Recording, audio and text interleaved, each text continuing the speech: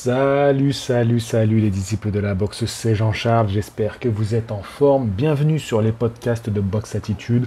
Je vous le rappelle, comme à chaque fois, si vous êtes sur YouTube, n'hésitez pas à aller en description de cette vidéo pour rejoindre les plateformes de podcast, si jamais vous préférez ça, pour être un peu plus tranquille, pour écouter cet avant-combat. Voilà, ça y est, c'est ce week-end.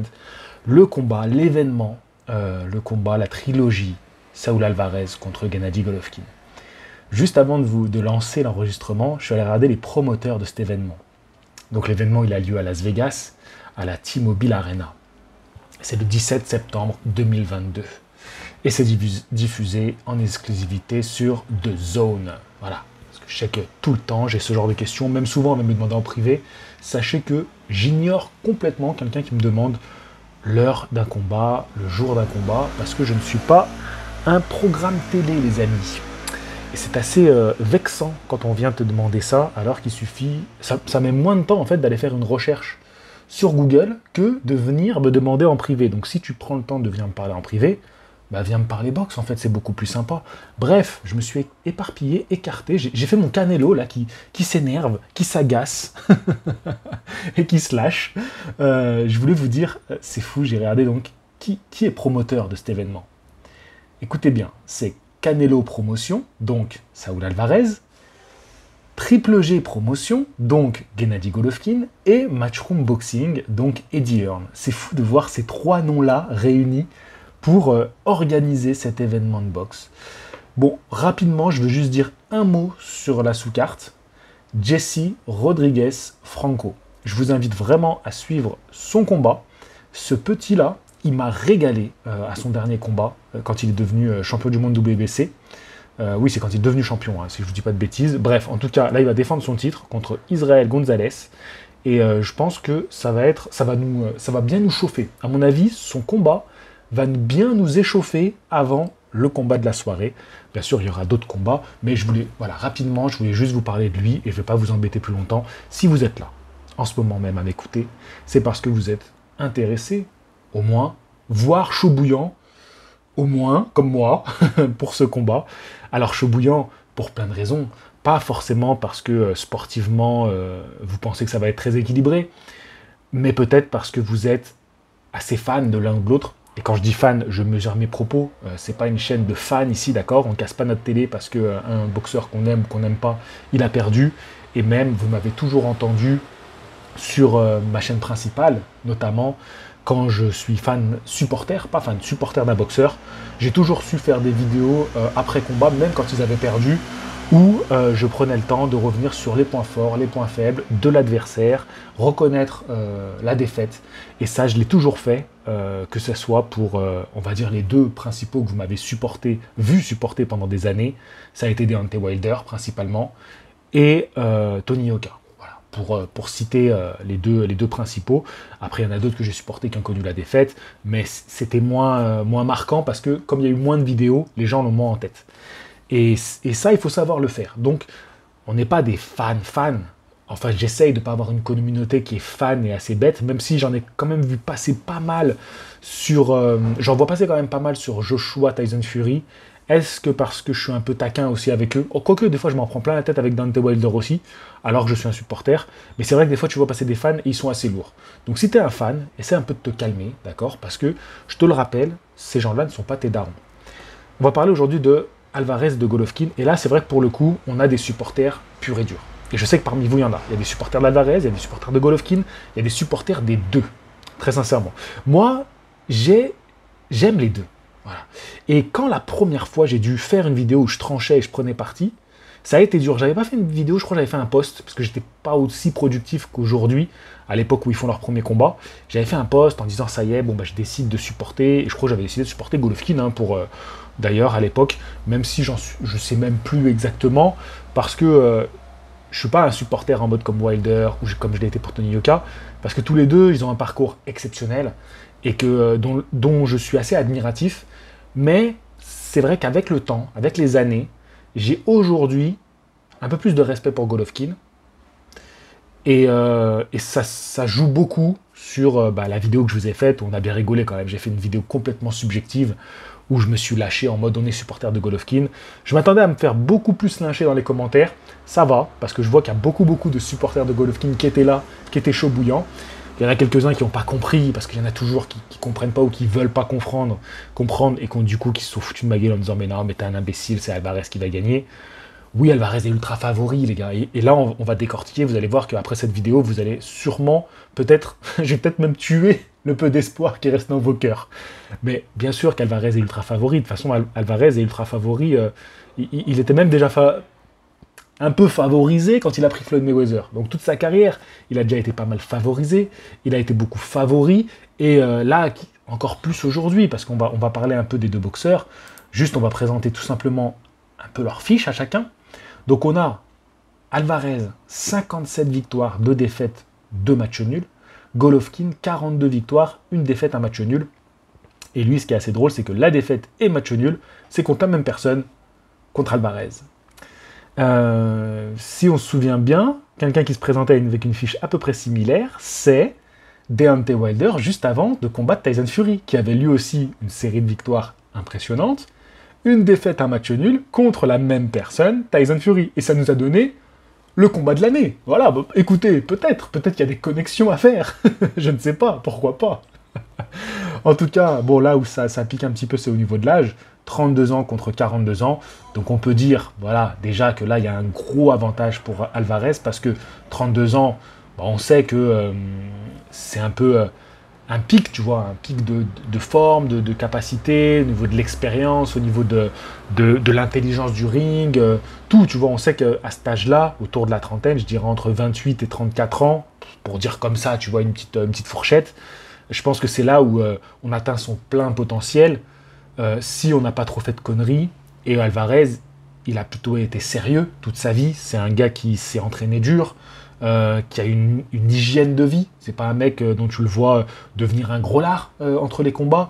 C'est pas un mec que tu vois quand tu suis un petit peu sa vie, son lifestyle, où tu le vois tous les soirs en soirée en train de s'enjailler. Non, c'est un mec qui vit à la salle. Voilà. Oui, alors des fois j'ai vu Alvarez s'est mis à faire du golf. Est-ce que tu penses que ça peut perturber son truc? Si tu savais le nombre de mecs que tu suis qui ont la vingtaine, et qui sont tout le temps en train de s'éclater leur race en boîte de nuit. Vraiment en train de s'éclater leur race, et ils sont performants sur le ring. Et jamais tu vois un mec qui vient me boire en disant « T'as vu, lui, il sort beaucoup, hein, il boit beaucoup d'alcool. Hein. » Non, mais l'autre, parce qu'il fait du golf, tu viens me dire « Tu penses pas que le golf, ça va le perturber ?» Mais bien sûr que non. C'est comme si quelqu'un, tu me dis « Oh, il fait du pilate. Je pense que ça peut gêner sa préparation. » Mais non, il a un loisir à côté, certes, peut-être qu'il en fait beaucoup, mais qui est plutôt quelque chose qui donne un équilibre de vie, tu vois, ou dans lequel déjà tu crées du relationnel, hein, ça c'est important, pour tout bon businessman, et c'est ce qu'il est aujourd'hui Alvarez, et aussi bah, c'est quelque chose qui n'est pas en train d'user son corps, bien au contraire. Donc, bon, excuse-moi, j'ai beaucoup de passages dans la rue, comme par hasard, le jour où je tourne, et j'ai laissé les fenêtres ouvertes. Bref, continuons. Donc, en tout cas, Alvarez à 32 ans semble, j'allais dire plus fort que jamais, non. On voit que Alvarez n'est plus aussi performant qu'à une certaine époque. Je reviendrai dessus. Mais il est certainement bien plus en forme que Golovkin. Golovkin qui a 40 ans, même si, attention, il est dans une forme exceptionnelle. Et lui aussi, Golovkin, c'est quelqu'un qui a un acharné de travail. Et ça, il n'y a même pas à en douter. Donc sur ces points-là, ils sont assez similaires, mais l'écart d'âge, il est important. L'écart d'âge, il est important, et 40 ans, c'est voilà, c'est quand même une limite que tu dépasses, surtout quand tu as la carrière d'un Golovkin et les épreuves qu'il a connues dans ses combats. Parce qu'il a fait des guerres, et surtout, il a pris beaucoup de coups, parce qu'il a une boxe très généreuse, où il est allé au front. Et quel front? Quel front il a, le Golovkin? Quel front il a, le Kazakh? Alvarez, là aussi, j'ai vu des commentaires, parce que je lis beaucoup vos commentaires, et ils sont hyper pertinents pour certains, qui m'ont dit « Ouais, mais attends, JC, il faut prendre en compte les yo-yo qu'il a fait Alvarez. » Donc là, on s'arrête sur le physique, hein, d'accord? C'est vraiment qu'un critère physique. Les yo-yo que Alvarez a fait, c'est vrai qu'il a forcé pour rester dans les petites catégories quand il avait début de vingtaine, puis il est monté en poids moyen, où il n'est pas resté si longtemps que ça. Hein. Je pense qu'il avait beaucoup de mal à faire le poids des poids moyens, parce qu'il avait trop tiré pour rester en super welter. D'ailleurs, je suis en train de faire une vidéo là sur Alvarez, sur son parcours entre Mayweather et la trilogie contre Golovkin. Enfin, on va dire, et Bivol. Je vais retracer ce parcours-là. Et les gars, je suis en train de vous faire une enquête policière. Vous allez voir, c'est un truc, il y aura des petits trucs, des anecdotes qui vont sortir, des détails. Je vais vous sortir un truc carré. J'essaye pour demain, c'est-à-dire mercredi, mais à mon avis, ça sera jeudi. Ça sera jeudi soir, parce qu'il y a du boulot. Il y a grave du boulot. Mais je me régale, tu vois, je suis vraiment en train de me replonger dans cette période-là de sa carrière, c'est la meilleure période. Elle est exceptionnelle, entre Mayweather et Bivol. Donc je suis en train de travailler sur ça. Mais c'est vrai que le poids, d'être monté en super moyen, puis aller jusqu'en Miller, puis redescendre en super moyen, tout ça fait que, pour beaucoup, ça a usé Alvarez. Ça l'a usé, peut-être d'une manière différente que quelqu'un qui fait n'importe quoi dans sa vie, mais à pousser les limites de son corps d'une autre manière finalement, mais ça peut se rejoindre, qui n'est pas par le loisir ou par s'éclater, prendre des drogues, mais par toujours pousser la prouesse sportive, et ben ça a pu aujourd'hui user Alvarez d'une certaine manière.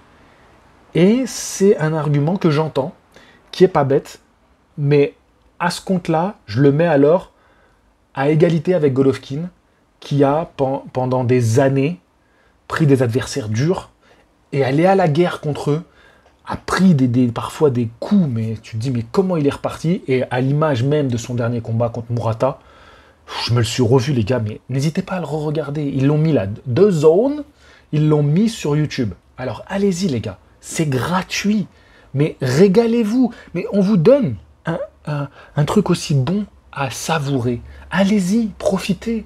Allez regarder ce combat Golovkin-Murata. Et vous allez voir comment ils s'en mettent plein la gueule. Hein. Ils s'en mettent plein la gueule. Et Golovkin, il en prend. Donc je pense que, pour ceux qui m'ont donné cet argument de Alvarez, je l'entends, mais alors ça met sur un pied d'égalité avec Golovkin. C'est-à-dire un partout. Ou on va dire moins un partout. C'est-à-dire physique abîmé par... ils ont trop donné, les gars. Donc, moi je dis, bah voilà, on enlève un point à chacun. Expérience palmarès, bon bah c'est un partout. Ils ont tous les deux un palmarès de fou. La taille, on a vu que la taille n'a pas été un avantage ou un désavantage, ni pour l'un ni pour l'autre, lors des premiers combats. Ça, c'est clair, il n'y a personne qui a pu dire oui, Alvarez a profité de son allonge parce qu'il a 1 cm de plus, ou Golovkin a profité d'être un peu plus grand parce qu'il a quelques centimètres de plus en termes de la taille. Non, tu vois, on ne peut pas dire que la taille, que ce soit l'allonge ou la taille, n'a profité à l'un ou à l'autre. Ça, c'est pas quelque chose, ça c'est annulé. Donc pareil, là je donne un point partout, ou pas de point, on s'en fout, tu vois, mais voilà, pour l'instant, c'est assez équilibré, c'est vrai, quand tu regardes tout ça, mais je dirais quand même que Canelo, vu les combats qu'il a fait après Golovkin, a fait des plus grandes choses, a connu une plus grande période, et notamment, donc je vous rappelle que le combat entre Golovkin et Canelo, ça a lieu le dernier en 2018, et derrière, Canelo va enchaîner. Il va monter en super moyen. Il va juste redescendre quand même une fois pour Jacobs. Ils vont faire un très beau combat où il va montrer que défensivement, il est maintenant dans un autre univers, Canelo. Puis il va prendre Sergei Kovalev. Il va remonter prendre Sergei Kovalev. Pardon. Callum Smith, il enchaîne avec Callum Smith. Je vous rappelle qu'à cette époque-là, Callum Smith, il terrifiait tout le monde. Et puis, donc 2019, quand même, il est élu boxeur de l'année. À juste titre, très sincèrement. Après, il va faire une année 2021. Bon, je vous rappelle que 2020, malheureusement, c'est une année compliquée pour tout le monde. Il va quand même faire son combat contre Callum Smith. Mais 2021, il va enchaîner. Et là, il va aller récupérer tous les titres chez les super moyens. Et il va être encore élu boxeur de l'année. Donc si tu regardes ce parcours-là depuis j'allais dire la défaite contre Golovkin, lapsus, depuis la victoire contre Golovkin, c'est quand même incroyable ce qu'il fait. C'est incroyable. Et là, tu dis, wow, mais qui peut stopper ce mec-là? Jusqu'à qu'il pousse un peu trop avec Bivol. Et bien justement, on a eu la réponse. Bivol, avec sa boxe, a réussi à stopper Canelo. Mais ce que fait Canelo, il a une stratégie qui gagne. Et c'est d'ailleurs pour ça que, pour moi, il n'a pas du tout su s'adapter pendant le combat contre Bivol. C'est parce que il était devenu trop intouchable. Sa stratégie de combat qu'il a appliquée après Golovkin, c'est-à-dire d'être patient, de mettre du pressing, réduire peut-être son nombre de coups, mais avoir des coups d'une précision et qui détruisent à chaque round de ses adversaires et faire monter comme ça le pressing round par round, ça a toujours été efficace, ça a toujours payé. Et donc, c'est pour ça qu'arrivé face à Bivol, il s'était vraiment persuadé que, de toute façon, cette stratégie-là, je suis intouchable. Il n'y a personne qui me met en difficulté, il n'y a personne qui ose venir me faire reculer, et c'est moi qui dicte le rythme du combat, et de toute façon, je vais faire tomber le gars à un moment. À un moment donné, Caleb Plant il est tombé, à un moment donné, Sanders il est tombé, à un moment donné, Ildirim il est tombé. Bon, Callum Smith il a résisté, mais bon, à quel prix? Il a rien fait. Il a complètement été annulé dans ce combat-là. Kovalev il a craqué, tu vois. Donc ce que je veux dire, c'est que vraiment tout ce qu'il a mis en place par la suite l'a convaincu que de toute façon sa stratégie, elle était imbattable.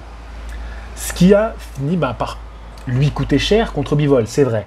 Mais à un moment donné, tu finis par connaître ça, parce que si tu es vraiment un boxeur qui va de l'avant, qui prend des risques, qui va chercher plus grand, à un moment donné, tu finis par tomber. C'est sûr que si tu vis une carrière sans prise de risque, tu ne tomberas jamais, bien sûr. Donc il faut pas, moi je crache pas sur le Canelo qui a perdu contre Bivol.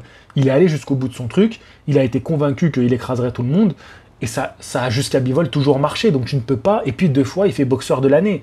Enfin voilà, il faut quand même reconnaître ce qu'il a réalisé, c'est exceptionnel. C'est exceptionnel. Tu vois, beaucoup disent que, ouais mais tu détestes Canelo, mais parce que je disais que contre Bivol, il y avait une chance que ça passe pas, et encore, pour moi, il serait encore favori. Donc c'est vrai que j'ai taclé un peu avant le combat contre Bivol, et j'ai taclé après. Et donc, les gens se sont persuadés que je suis un anti-Canelo, comme si on pouvait pas émettre des critiques. Et surtout, alors là, j'ai dit que j'étais pour Golovkin, alors là, c'est fini. Là, c'est fini. JC, il déteste Alvarez. Non, c'est pas si simple, c'est pas si simple. Moi, je trouve que tous les deux sont des grands boxeurs, et c'est pour ça que je suis excité par cette affiche.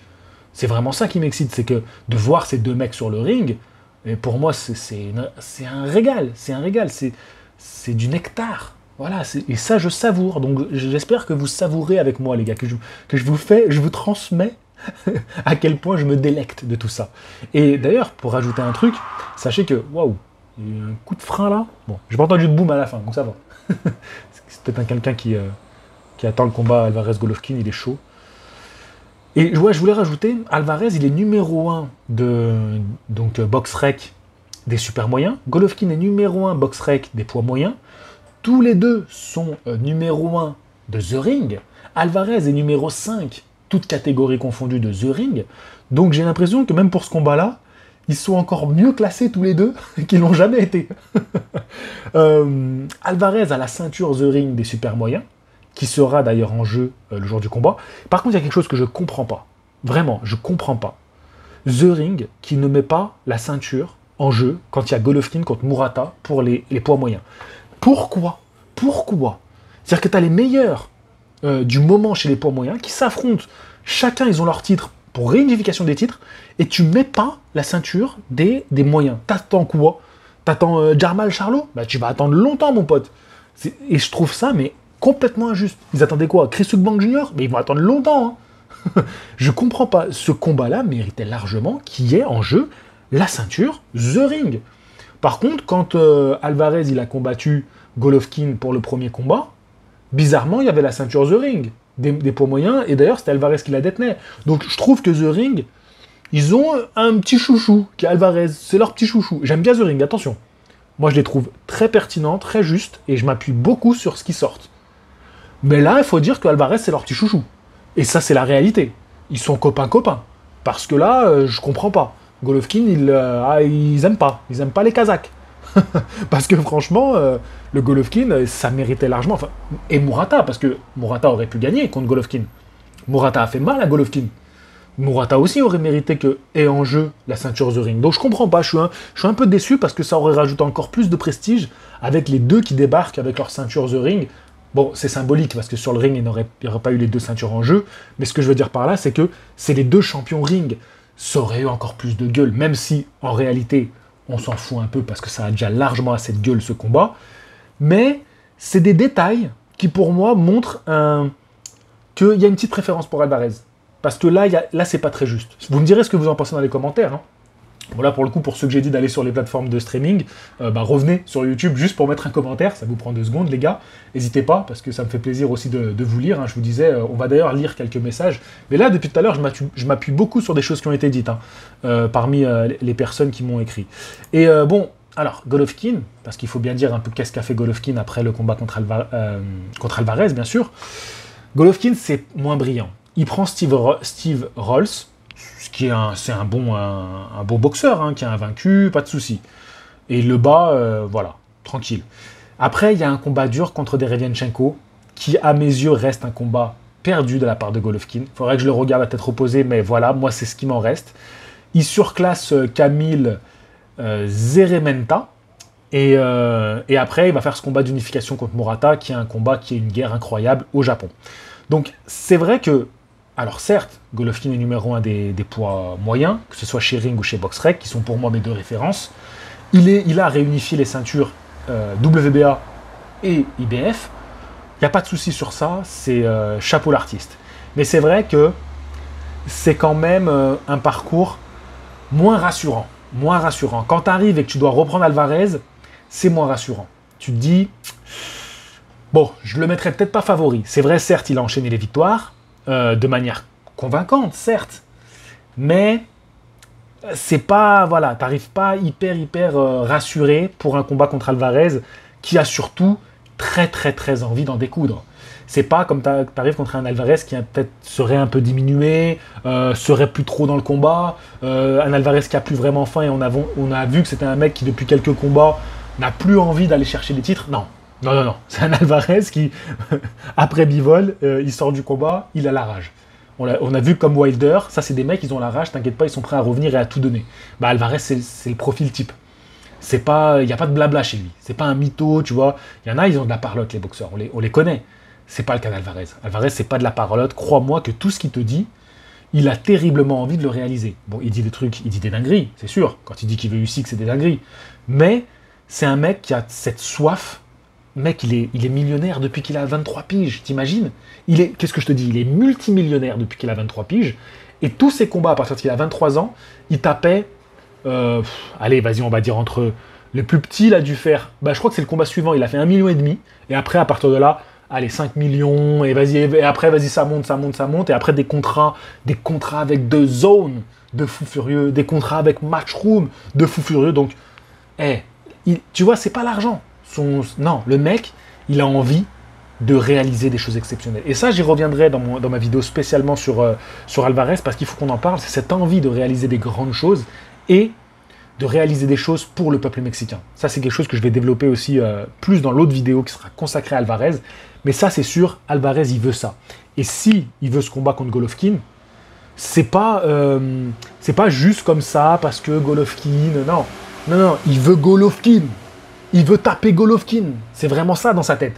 Je veux taper Golovkin. C'est pas, ah oui, attends, il y a qui en ce moment? Lui, il est pas mal. Lui, il est champion ça. Il y a Jermall Charlo. Non. C'est, attends, j'ai un truc à régler avec Golovkin. Tu me mets Golovkin parce que j'ai un truc à régler avec lui. C'est complètement ça, la mentalité d'Alvarez. Et ça, je vais pas vous mentir, ça me fait un peu peur. Je vais pas vous mentir que ça me fait un peu peur. Ça me fait un peu peur et ça m'excite un petit peu. Oui, c'est vrai, je dois l'avouer, parce que même si je suis supporter de Golovkin, de voir un Alvarez qui fait un exploit et qui met KO Golovkin, je suis complètement tiraillé entre des émotions, entre ça va être incroyable et ça va être dramatique, je vais être détruit au fond de moi de voir Golovkin finir comme ça. Donc, ça va être incroyable dans tous les cas. Tout ce que je peux dire, c'est que ça va être incroyable dans tous les cas. Parce que non, ça va être ouf, les gars. Je sais pas si vous mesurez, parce que peut-être qu'il y a des gens qui ont pris le train en route, tu vois, et je peux comprendre. Ou des gens qui sont moins... Tu sais, ils suivent la boxe, mais vas-y, tranquille, j'y sais, c'est trop ce que tu dis. Mais moi, j'ai vraiment grandi... Alors, bon, moi, vraiment, ceux qui m'ont marqué le plus jeune, quand j'avais 15-16 ans, comme je vous ai dit, c'est... et je parle en direct, hein, je vous le dis souvent, c'est Floyd et Pacquiao. Mais après, j'ai suivi Golovkin et Alvarez. Donc pour moi, Golovkin-Alvarez, c'est un peu Floyd-Pacquiao, tu vois, le combat que... Bon, on n'en parle même pas. Et là, eux, ils me donnent une trilogie. Contrairement à Floyd et Manny Pacquiao qui m'ont donné un combat qui arrive beaucoup trop tard, eux me donnent une trilogie. À des moments où tous les deux, ils font des dingueries, tu vois. Ils me donnent des émotions, parce que Alvarez m'a donné des émotions de fou. Même si je peux être critique envers lui, il m'a donné des émotions exceptionnelles, Alvarez. Golovkin m'a donné des émotions. Rappelez-vous, ma dernière vidéo réaction contre Murata, je lance le live. quand Golovkin met KO Murata, en plein combat. Bah, allez revoir les images, je suis en train de péter les plombs. Je suis en train de péter les plombs. Donc, moi, tu me donnes une trilogie, alors que c'est deux mecs qui me font vivre des émotions encore, mais tu me régales. Après, je peux comprendre que oui, vous voulez gratter de « ouais, mais il a 40 piges, oui, c'est vrai, les gars. Mais là, moi, quand tu me mets sur la table tout ça, mais moi, je vais manger, je vais être content. Déjà, tu me mets à manger sur la table, je suis content, mais en plus, tu me mets les plats que j'aime. Alors oui, peut-être que c'est pas servi par vraiment la personne la plus adaptée. Je suis pas calé devant un écran cinéma en train de regarder mon film préféré. Mais j'ai quand même sur la table ce que j'aime de ouf, tu vois ce que je veux dire? Donc, laissez-moi kiffer. Là, les rabat-joie, laissez-moi kiffer. Et en plus, si Golovkin, il arrive à mettre KO Alvarez, mais alors là, tous ceux qui ont critiqué, qui ont dit ouais, mais non, c'est naze, ce combat, il devrait pas avoir lieu, c'est trop tard. Ah, vous allez ravaler votre caquet, les gars. Ah, vous allez venir vous excuser sur Box Attitude. Pardon, JC, pardon. Je veux hashtag pardon, JC en tendance Twitter. Pardon, JC, je veux des gens qui vont faire des vidéos sur YouTube. Pardon, JC, qui s'excuse. Les gars, c'est... Bon, on sait que c'est quasiment impossible. On a dit que dans cette vidéo, on est objectif. Tout ce que je veux dire, c'est que ce qu'ils nous ont donné ces dernières années, c'est pas improbable, complètement incohérent qu'on ait la trilogie aujourd'hui. D'accord? C'est-à-dire que sur le papier, ça reste quelque chose, tu vois. C'est quelque chose. C'est pas ça reste, c'est quelque chose. C'est quelque chose sur le papier. Vu ce qu'ils ont fait, ils sont tous les deux titrés, tous les deux numéro 1 dans leur catégorie respective. Non, il n'y a rien à dire. Ce qu'ils nous donnent, c'est un gros combat. C'est un gros combat. Ça, c'est vrai. Maintenant, il y a un truc qui est important pour moi. Et là, on en arrive sur un peu ce qui va faire pencher la balance pour l'un ou pour l'autre. Parce que jusque-là, je ne vous ai pas vraiment dit pour qui, pour moi, là, ça penche vraiment la balance. De tout ce que je vous ai dit jusque-là, ça reste équilibré. Tu vois, tout ce qu'on a pris, ça reste plus ou moins équilibré. Maintenant, on a vu, dans le dernier combat de Golovkin, que l'échange musclé serait peut-être dur à tenir jusqu'au bout. Et clairement, le combat Alvarez-Golovkin, c'est un échange technique et musclé. C'est-à-dire que tactiquement, aucun des deux n'avait droit à l'erreur. On voit qu'à chaque fois, c'est payé cher. Il y a un uppercut qui passe, il y a un crochet qui passe, il y a une combinaison qui passe, il y a une esquive remise qui passe. Donc, tu vois, vraiment, il fallait être très vigilant. Il fallait que tous ces coups, tu les vois arriver, que tu les encaisses, que tu les anticipes. Donc, il fallait que physiquement, tu sois déjà au top. Et il fallait que, tactiquement, tu sois carré dans ce que tu choisis de faire. Et mentalement, irréprochable, focus, tu vois, mais vraiment ultra lucide tout le combat. Et c'est vrai que par la suite, même si on voit peut-être un Alvarez qui est moins performant sur les dernières années, sur les derniers combats, on a surtout vu Golovkin que c'était dur contre Murata. C'était dur. Et en même temps, on n'a pas vu quelqu'un donner l'échange à Canelo comme Murata a donné l'échange à Golovkin. Tous les derniers combats d'Alvarez, c'est plutôt des mecs fuyants. Peut-être Eldirim qui accepte le combat, mais ça dure 3 rounds et il se fait atomiser. Callum Smith, il fait que reculer, on le reconnaît pas. Sergueï, il s'est fait éteindre, c'était quand même très impressionnant. Sergueï a quand même fait un peu, il a montré un peu la voie à Bivol. C'est-à-dire être bien sur les jambes, débiter, bouger, tu vois, rester à distance, pas chercher à vouloir rentrer dans l'art de Canelo, mais en tout cas, il a ouvert cette voie qui a vraiment aidé Bivol à préparer son combat, je pense. Arrête, tu me diras, peut-être qu'un Caleb Plant, il a essayé un peu de faire ça bouger. Non, Caleb Plant, il a fui le combat, il a rien fait du tout, il a rien proposé. Bivol, ils ont cassé le rythme de Canelo. Alors, regarder Canelo boxer, ça n'a rien à voir. Si tu n'arrives pas à faire la différence, moi, ça me rend dingue. Je suis désolé, j'ai une dent contre Caleb Plant, le pauvre, je ne le lâche pas. Mais je sais pas, que moi, on trouve qu'il méritait sa place là, je ne suis pas d'accord. Mais bon, il avait un titre que Canelo allait chercher. Non, j'arrête. Caleb Plant, excuse-moi. J'arrête de t'embêter, Caleb Plant. Le pauvre d'avoir les oreilles qui sifflent. Mais ce que je veux dire, c'est que on n'a pas vu dans tous ces combattants un boxeur donner cette réplique qu'avait donné Golovkin à Canelo, et que derrière, Golovkin s'est retrouvé face à un Murata qui lui redonnait cette réplique. Et quand même, Golovkin, comment il a boxé en reculant, boxé sous la pression, et retourné le combat à sa faveur, il a fait une prouesse physique que n'a pas vraiment eu à faire Canelo sur tous ses combats. On n'a pas vu un Canelo aller chercher ça. On a vu un Canelo étouffé par Bivol, c'est vrai, mais pas qui a fait comme a fait Golovkin, retourner la vapeur. Canelo n'a pas fait ça. Donc ce qui est intéressant quand même, c'est de signaler ça. C'est-à-dire qu'attention, Golovkin, il a cette capacité à, dans le dur, à continuer à répondre. Et je ne peux pas douter que Canelo va lui donner ce genre de combat, clairement. Comment Canelo a été battu par Bivol? Comme je vous l'ai dit, c'est un boxeur qui a profité de sa taille, qui a profité d'être dans une catégorie, il était plus à l'aise lui que Canelo. Ça, clairement, ça a été criant. Canelo, il a atteint ses limites en termes de montée de poids. Et un débit de coup et une manière de complètement casser le rythme de Canelo. Est-ce que vous voyez Golovkin faire ça, faire ce genre de boxe? Je pense pas. Je pense pas. Mais ce qui n'est pas à enlever de notre analyse, c'est que Golovkin est un boxeur technique. Et je vous ai dit dans les précédentes vidéos, je ne sais pas si vous l'avez capté, j'ai beaucoup revu les combats et j'ai surtout vu les émissions The Making of de DAZN, où il y a 3 émissions sur Canelo, 3 émissions sur Golovkin que j'ai regardées. Et Canelo lui-même, donc il est mis face au combat contre Golovkin, et il reconnaît, il dit, vous savez, dedans il dit que Golovkin est un très bon technicien. Il a des capacités techniques pendant le combat qui sont difficiles à gérer. Et tu vois comment Golovkin fait passer les combinaisons, comment il vient boxer à l'intérieur, il vient forcer Canelo à accepter ce combat-là, ces échanges-là. Ça montre bien la qualité d'un Golovkin. Golovkin, depuis son combat contre Canelo, il a aussi changé d'entraîneur. Est-ce qu'on peut s'attendre à un Golovkin qui nous surprenne un peu dans sa tactique de combat? C'est pas impossible. Pour Canelo, je ne le vois pas changer de tactique. Canelo, il a toujours été avec Eddie Reynoso, et ils ont passé la vie de Canelo à en faire ce boxeur exceptionnel, qui avance bien sur les jambes, qui met le pressing, qui a des esquives incroyables, esquives, remises. L'énergie vient beaucoup de son bassin, il a beaucoup de souplesse au niveau du bassin, il joue comme ça avec le haut du corps, et toute la force vient des jambes. Regardez-le travailler au sac, voilà, tout vient des jambes, vient des appuis, et donc il a vraiment cette manière de boxer où tout part de là, tout part de ses pieds d'appui, ça remonte au niveau du bassin, et là il envoie des coups puissants, et c'est pour ça qu'il est très bon au travail au corps, parce que tout vient de son propre bassin à lui, et il envoie très très bien ses coups au corps.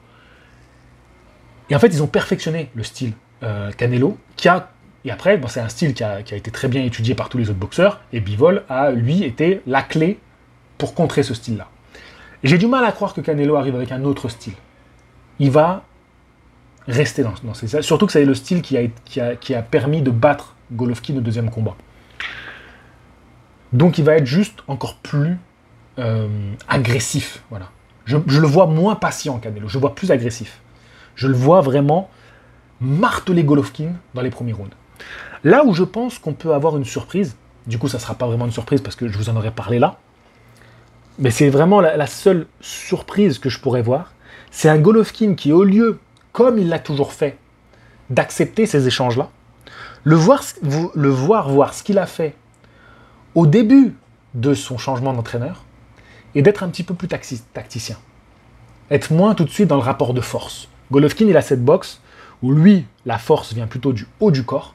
Il est très rude. Regardez-lui, pareil, regardez sa façon de s'entraîner. Il va beaucoup travailler toute la musculature qui va être des avant-bras, des épaules, du buste. Et il est raide. Vous avez cette sensation de lenteur. Mais c'est qu'en fait, il donne beaucoup d'impact dans ses coups. Il envoie des coups qui semblent assez raides, et qui sont en fait très durs. C'est un bloc de pierre, Golovkin, quand il envoie un coup. Et croyez-moi que ça fait mal. Ça fait mal, parce qu'il n'a pas besoin d'être hyper explosif, hyper rapide, parce que Golovkin, quand il envoie ses combinaisons, il est suffisamment proche de son adversaire. C'est un travail à mi-distance. Donc, sauf si tu veux faire des combinaisons de 5-6 coups, où là, il faut être très explosif, mais c'est pas ce que cherche à faire Golovkin. Regardez, Golovkin, il travaille sur 3 coups, 3-4 coups. Mais des coups qui vont être vissés. Tu vois, vraiment, à chaque fois, il y a la rotation du poignet pour mettre le maximum de force. Voilà, c'est un travail de force. Je sais plus du tout pourquoi je m'étais embarqué là-dedans. Alvarez Golovkin, Golovkin travail de force. Merde les gars, je me suis perdu. Merde. Golovkin, le rapport de... Oui, Golovkin, donc du coup, au lieu de le voir faire comme il l'a toujours fait, est-ce qu'on va voir un Golovkin qui, dans les premiers rounds, va chercher à gérer un petit peu Golovkin, Alvarez, pardon. Tu vois?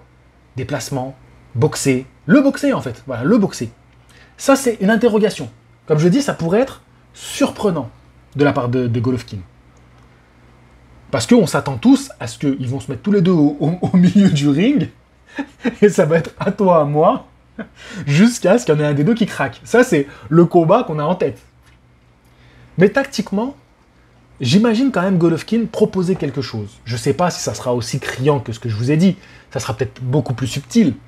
Mais je pense quand même que Golovkin va proposer quelque chose parce que, tout simplement, dans les faits, Golovkin ne travaille plus avec le même entraîneur.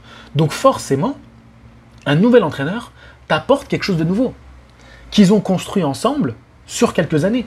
Et on a pu voir quelques petites subtilités dans ces différents combats, notamment son combat, je me rappelle, contre Kamil Szeremeta, où il boxe Golovkin. C'est pas un Golovkin qui, comme on l'a vu à son habitude, il boxe, bon, il reste très dur et il a continué à massacrer Szeremeta, mais voilà, c'est un boxeur qui se montre plus technicien, parce que Golovkin est technicien, est technique. D'accord?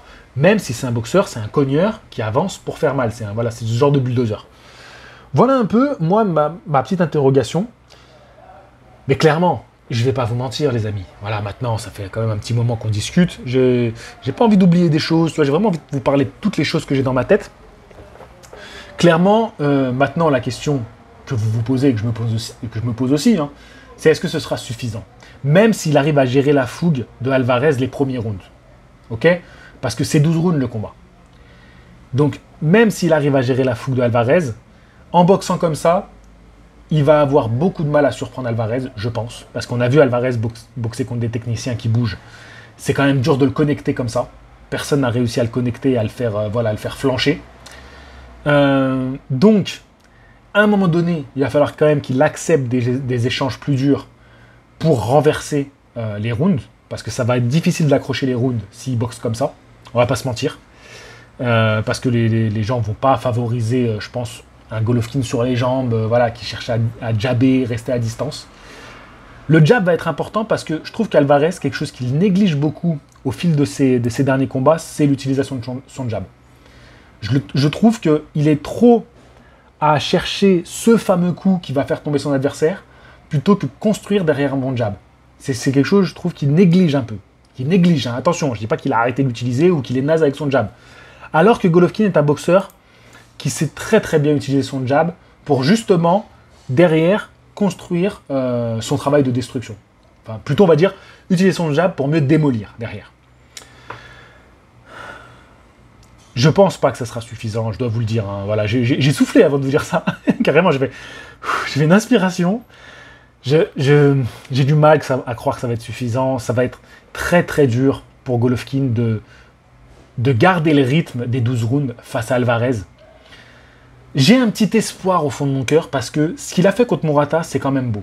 Parce que Murata lui a constamment mis du pressing, a envoyé des coups plein fer tout le temps.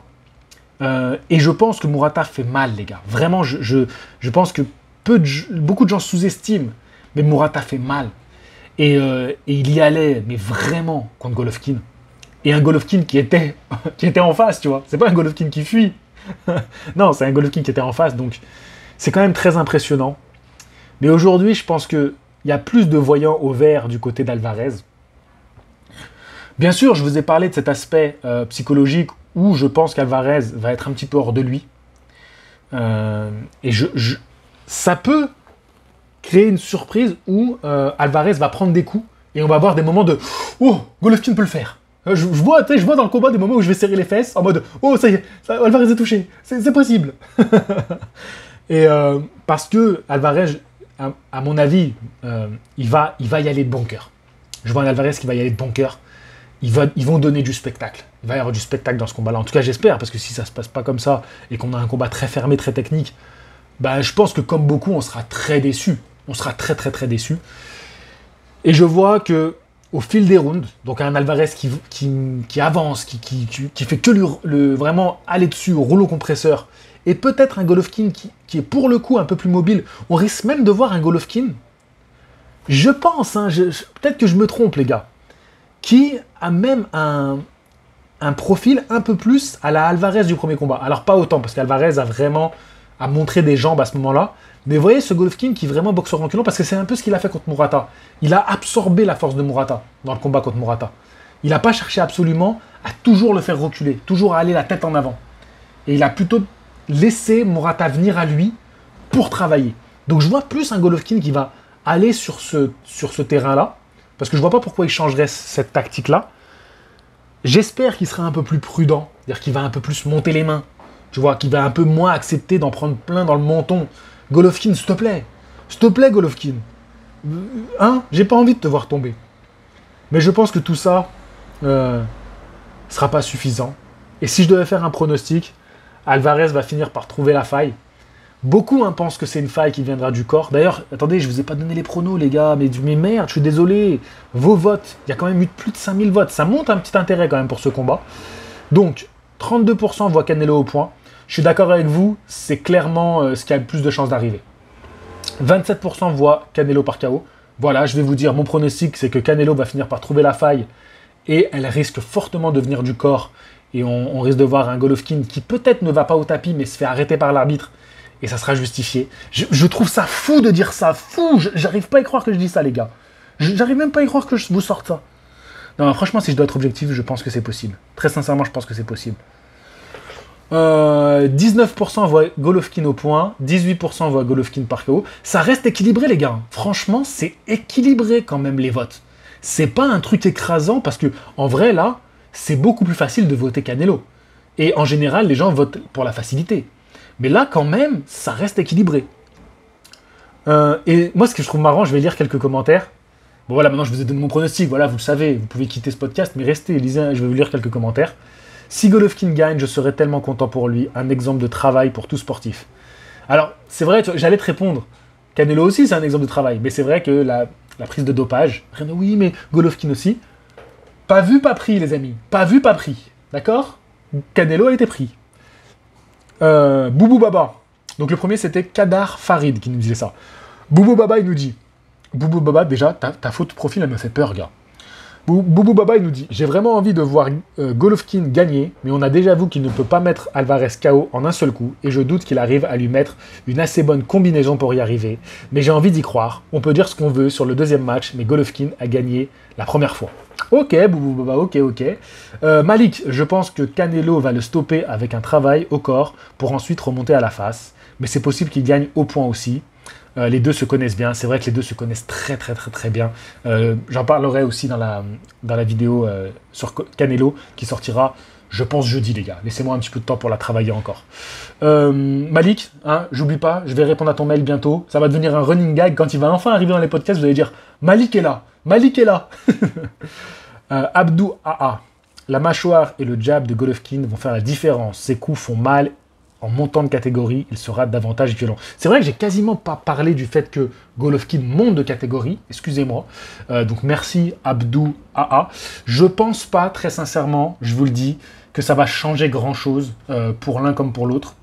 Si je devrais dire que ça en avantage un, ça avantage un peu plus Canelo on va dire qu'il est dans son bain où il est à température depuis plus longtemps et je pense qu'il n'a jamais été aussi bien de toute sa vie parce que je veux dire à partir du moment où il a eu sa corpulence d'adulte, qu'il a plus dû faire des régimes trop longtemps et après qu'il est passé à des cuttings, à des pertes de poids rapides, je pense que là il est vraiment dans la catégorie où il est bien, tu vois.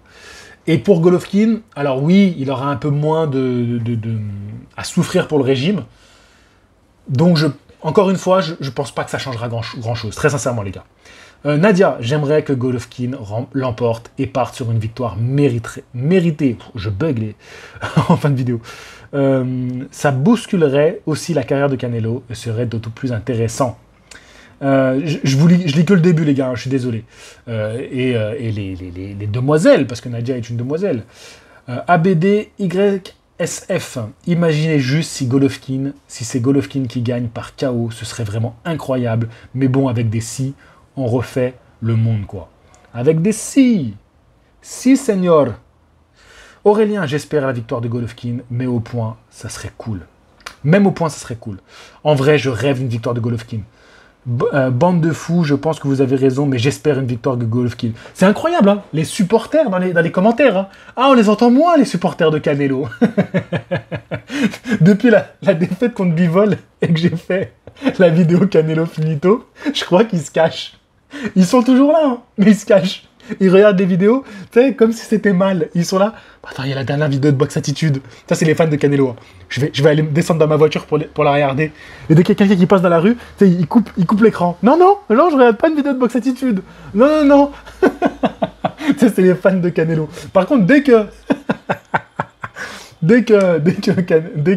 Canelo va gagner, là, s'il gagne contre Golovkin, comme j'ai prédit, comme un fou furieux que je suis, sur Box Attitude que c'est Golovkin qui va gagner. Alors vous allez voir, hein, parce qu'il y a de fortes chances que Canelo gagne, voilà, je vais pas vous mentir les amis. Là vous allez voir, hein, je vais me faire incendier sous la vidéo réaction. Ils vont même pas regarder ce que je dis, hein. Ils s'en foutent de ce que je vais dire. Ils vont dire, ah t'as vu, Golovkin il est nul, on te l'avait bien dit, Canelo est incroyable, Canelo c'est le roi maintenant, qu'est-ce que tu as à dire JC, hein? Ferme bien ta grande bouche, tu connais rien à la boxe. C'est comme ceux, tu sais, les fans de Joshua qui avaient complètement disparu après les défaites de Joshua, et que dès que Wilder il est tombé, ils sont revenus. Ah, tu vois, Wilder il est nul, on te l'avait toujours dit. Tu sais, je me dis, ces gens-là, ils ont quand même pas de figure. Bon, on reste sur cette note rigolote, mais en vrai, je rigole pour enlever ma peur. Parce que très sincèrement, j'ai peur. Je vais pas vous mentir, j'ai peur. J'ai peur. Parce que autant en Bivol, j'avais vraiment plus de voyants au vert pour lui. Et encore, je le répète, pour moi, Canelo était favori. Mais j'avais beaucoup plus de voyants au vert pour Bivol. Bivol, je le suis aussi depuis très longtemps, j'aime beaucoup ce boxeur. Et il m'a encore plus épaté dans son combat contre Canelo.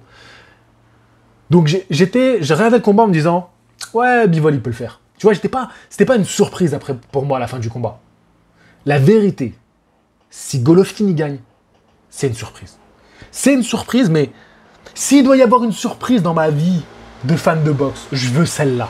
S'il vous plaît, je veux celle-là. Les anges de la boxe, je veux celle-là comme surprise. S'il doit y avoir une surprise, c'est maintenant. Ça va être quasiment impossible. Et donc, c'est pour ça que mon pronostic est même carrément une victoire de Canelo. Je pense que dans les derniers rounds du combat, ça va craquer. Je vois un Canelo qui est très énervé, mais qui n'est pas non plus complètement imprudent, tu vois, qui se jette en envoyant les bras dans tous les sens. Je vois pas ça, tu vois. Je vois un Canelo qui va, dès qu'il peut, mettre des coups, mais on va tous trembler devant notre télé. On va tous faire aïe, oulala, celui-là il était dur. Tu vois, mais je vois pas un Canelo qui, dès le premier round, met un débit de coups comme on le voit plus faire depuis son combat contre Golovkin. Parce que très sincèrement, les gars, je pense que le Canelo de Golovkin, c'est le meilleur Canelo qu'on ait jamais vu de toute sa carrière. Voilà. Aujourd'hui, certes, il est plus tactique, plus intelligent, plus puissant. Mais le meilleur, celui qui a sublimé Canelo, c'est Golovkin. Celui qui a fait changer Canelo, c'est Floyd Mayweather, qui l'a fait changer pour s'améliorer. Mais celui qui lui a permis de montrer son plein potentiel, c'est Golovkin. Contre Golovkin, parce que pour faire un grand combat, il faut être deux, contre Golovkin, Canelo est devenu un boxeur incroyable. Incroyable. Quand tu regardes ce combat-là, Canelo, ce qu'il fait, que après tu dises il a gagné ou perdu, c'est pas la question, c'est pas ce que je te demande. Tu ne peux pas me dire ce que fait Canelo, c'est pas beau. C'est pas de la boxe, mais c'est un nectar, c'est du miel. C'est du miel dans ma bouche. Dans mes yeux, quand je vois ça. Ce que fait Canelo contre Golovkin, c'est du miel, les gars. Et si quelqu'un me dit non, mais t'es un forceur de ouf. T'es un forceur de ouf. Après, que tu trouves qu'à la fin, il a perdu, c'est autre chose. C'est autre chose, tu vois, ça c'est... Tu estimes qu'il n'a pas gagné tous les rounds, ok. Mais jamais de la vie, tu me dis que Alvarez, c'est pas un magnifique combat qu'il a fait. Dans les deux combats, c'est du miel, de la miel. J'en perds mes mots, je bafouille, j'ai de la bave dans la bouche, tellement je parle de miel, j'ai faim. Donc en tout cas, voilà les gars, je finis sur... Je veux Golovkin qui gagne ce combat. Vraiment, je vais être à fond devant ma télé. Mais mon prono, c'est que Canelo va remporter ce combat-là. Et voilà, je vous dis, ouais, pour moi, Canelo, il a été sublimé par Golovkin. Et donc c'est pour ça, encore une fois, que ce combat-là, moi, je suis content de voir ce point final. 32% imaginent que Canelo gagne au point, et le peuple a toujours raison. Il y a de fortes chances que ça aille à la décision, que Golovkin tienne. Parce que pareil, ça, sur le papier, il n'y a aucune raison de croire que Golovkin va tomber cette fois-ci. Sur le papier, c'est d'accord. Donc le peuple a toujours raison, et je pense que votre pronostic est le bon. Mais moi, je prends un petit risque, qui n'est pas énorme, hein, mais je vois que, parce que vous êtes quand même 27% à penser comme moi, je vois que Canelo va trouver cette faille. Après, encore une fois, on s'amuse à faire des pronostics. Il n'y a pas de fierté à avoir le bon ou le mauvais. C'est juste que j'ai souvent bon, c'est comme ça, mais ça, j'y peux rien, j'ai souvent bon. Mais il y a rien d'extraordinaire à trouver un pronostic juste. Voilà. Et en général, vous êtes juste dans vos pronostics aussi. Donc, on est majoritaire à avoir eu le bon pronostic. Voilà, c'est pas qu'on est au-dessus des autres. Hein. Et puis, parfois, il y a des surprises, ça peut basculer. Ça va être quelque chose, ça va être beau. J'ai hâte d'y être. Je vous remercie de partager ça avec moi. Voilà, parce que je sais que c'est mon kiff maintenant. Dès qu'il y a un gros événement maintenant, je sais pas, vous avez peut-être remarqué, mais je me concentre dessus pendant 15 jours. J'ai remarqué ça notamment avec Joshua Usyk, où pendant 15 jours on s'est concentré dessus, et j'ai beaucoup aimé, j'ai pris beaucoup de plaisir à échanger avec vous, à lire vos commentaires, à mettre les sondages, à demander vous êtes team de qui, moi je suis supporter de lui. Avec Usyk on a bien rigolé, je me suis fait tailler par les fans de Joshua, non tu verras Joshua il va gagner, tu vois, il y avait une adversité. Après ça s'est un peu retrouvé pour Andy Ruiz Ortiz, même si je l'ai moins couvert. Bizarrement la vidéo réaction Andy Ruiz Ortiz a fait plus de vues que la vidéo réaction Usyk Joshua. Je trouve ça fou. Bon, en tout cas, peut-être qu'il y a moins de monde qui a vu le combat, donc ils sont allés voir ma vidéo réaction. C'est possible aussi ça. Bref, en tout cas, merci de partager ça avec moi. Je suis content, voilà, on échange. Je sais que vous aussi vous kiffez parce que voilà, on est là, on en discute. Vous n'avez peut-être pas forcément beaucoup de monde autour de vous avec qui discuter de boxe, donc on se retrouve et c'est un moment d'échange. On se retrouve pour une vidéo sur Canelo qui sort dans la semaine. Pour la vidéo juste avant, où on va décortiquer la pesée, les gars. Et puis on se retrouve pour la vidéo réaction. Sur ce, je vous dis à la prochaine. Fighting! Ça va être ouf, les gars.